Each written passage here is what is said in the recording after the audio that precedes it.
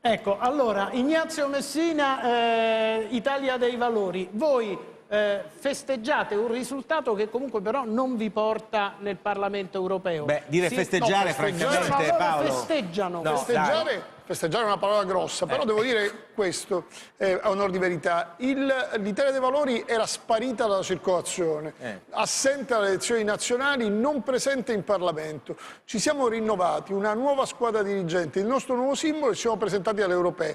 Devo dire, è un risultato... Ci aspettavamo un risultato anche migliore, ma pensare di avere fatto lo stesso risultato di partiti che hanno in Parlamento come Scelta Europea, sommatoria di Scelta Civica, Centro Democratico, fare per fermare il declino, lo stesso risultato, loro hanno ministri, sottosegretari e numerosi parlamentari, devo dire per noi è la ripartenza. Siete allo 0,6%. 0,6%. Il tema però è, noi in tutte le città, è un dato, tra l'altro le europee sono un voto molto di opinione, non di radicamento, noi stiamo partecipando all'interno della coalizione del centro-sinistra a tutte le amministrative, in Piemonte, in Abruzzo, siamo a Bari, saluto il sindaco Emiliano, siamo a Firenze, in tutte le città italiane dove stiamo lavorando insieme col centro-sinistra. Il lavoro è per costruire un centro-sinistra del quale vogliamo far parte, ovviamente con le dovute dimensioni, bene per il Partito Democratico. Volevo dire una cosa su Malan, sinceramente, dalle sue dichiarazioni mi sembra che pensare alle riforme condivise con Forza Italia sia complicato, per cui io solleciterei Renzi, visto anche il risultato,